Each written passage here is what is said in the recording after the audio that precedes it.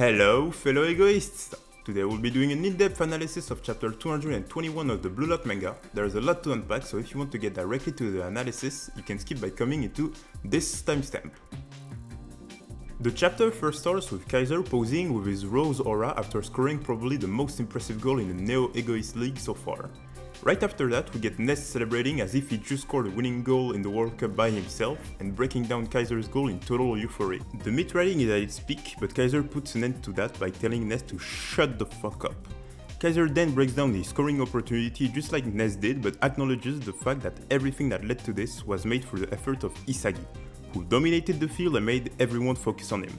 So while Kaiser is dejected by this, he still keeps in mind their rivalry for this match. The one who scores the most is the one who wins. As Kaiser and Isagi exchange a look at each other, we move on to Isagi's thoughts and see that our protagonist is also analyzing Kaiser's goal. Impressed at Kaiser's genius to be able to see his play and adapt to it, but most importantly how he was able to find and aim for that shot course. A shot that could never be replicated. Isagi is totally enjoying the fact that he's currently a force to be reckoned with. He's invading Kaiser's mind and is a threat not only to the enemy, but to Kaiser himself, the best striker in the U20 world. With this, Isagi's monologue comes to an end, and we see the current state of the field. Sendou got a leg cramp, and so does the cutie patootie kurona, though that isn't the end of the casualties. The goalkeeper of Ubers also twisted his side while trying to block Kaiser's shot. With all this, Snuffy decides to tighten the formation of Ubers by bringing in Japan's U20 goalkeeper and himself on the field. As he does, he praises Noah for creating such a strong yet abnormal team, which Noah responds jokingly to by saying that you can call it revolutionary, to which Snuffy says that it isn't as beautiful as that, and that he will destroy it, making Noah's job harder than it needs to be. The battlefield enters a new stage. It's most heated so far, one can only wonder who will come out on top. From the sides, we see one character on the bench. With his eyes shining bright, Hiori is praising Isagi. One sentence comes out of his mouth. Take me with you.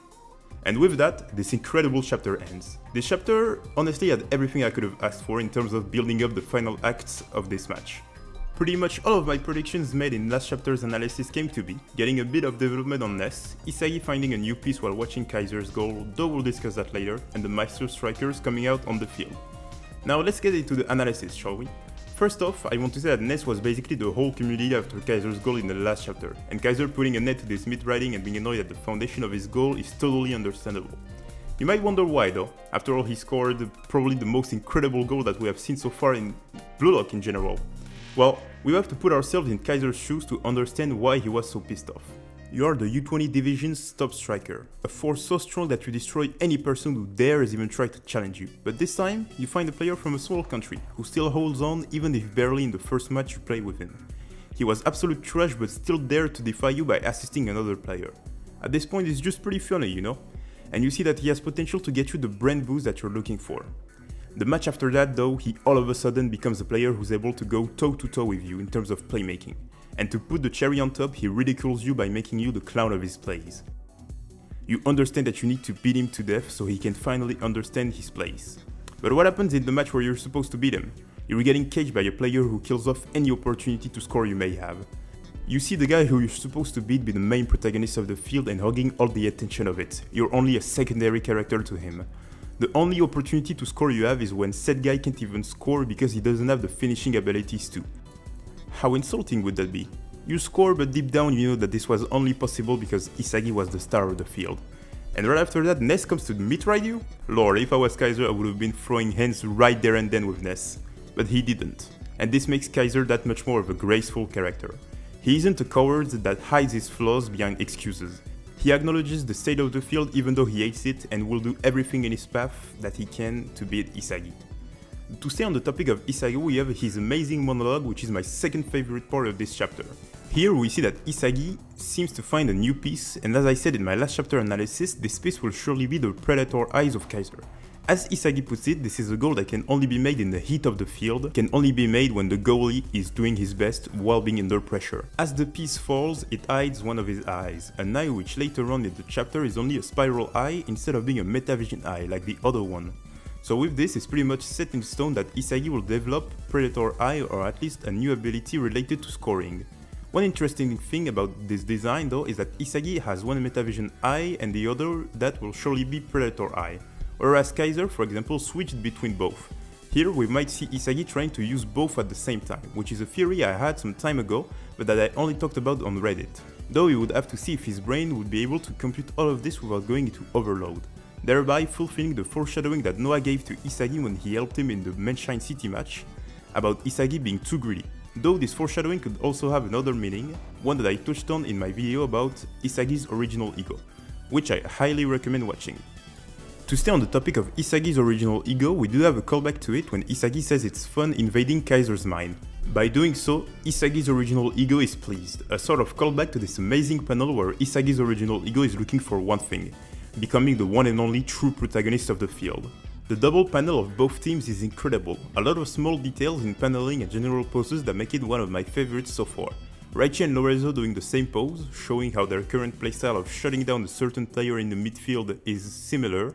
Isagi being side by side with his hero Noel Noah while looking at him directly, showing his determination to get to his level, and finally Kaiser looking in the distance in a sort of haze while stroking his neck, which is a detail that is really important as we know from an exhibition in Japan that this is actually related to his morning routine and good luck charm. He strokes his blue rose tattoo as though tightening a noose around his neck and puts himself in the mindset that nothing is impossible. After this, we finally get to my favorite part of this chapter, Hiori's aura and his eyes shining brightly. This is the culmination of a lot of small details in Hiori's development which make it one of my favorites, but this is a topic that I'll touch on in my next video, which is in the works. Understanding Ego Episode 2, The Striker's Pathmaker, where we will go more in depth, and probably the most in depth that everyone has ever done in the blog community, about Hiori and Sae. Though not just to hype this video and give nothing in this one, a small detail that tells us a lot about Hiori's future playstyle is that Hiori is being riled up by Isagi instead of Kaiser, even though Kaiser just did one of the most impressive goals in the world of the U20, and so this hides a small point about what Hiori's playstyle will be, but I'll let you try to find that out by yourself. Similarly to last chapter analysis, there isn't much to be made in terms of bird's eye view of the field predictions, so here we will only be making narrative-based analysis. We can surely expect Isagi to become a new hyena in the safari that is Bastard Munshin's team, since Noah probably won't team up with either Isagi or Kaiser as to make their fights fair and square. We will of course get a showcase of Snuffy's abilities and how he synergizes with the team, though so far Lavino and Chris Prince haven't really synergized with their team, and we're more of a one-man army. So we'll see if Snuffy will be also a one-man army or will he synergize way more with Ubers. We will also surely get a save from the U20 goalkeeper, as he is needed to be the second goalkeeper in the U20 Gold Cup so as to not let Gagamaru be the only one. And there is a lot more to be said, but honestly I'm really tired right now, so I'll just rush the video, no outro, I'll just tell you guys this. Be ready for my next video about Sae and Hiori, as I'm putting a big effort into this and making it so that it's an enjoyable watch. With all that said, I hope you enjoyed the video. Sorry for the low quality. I've just been kind of rushing it because right now I'm really sick, even if it can be heard. So yeah, sorry for the content that isn't up to quality nowadays. And with this, have a great one, fellow egoists.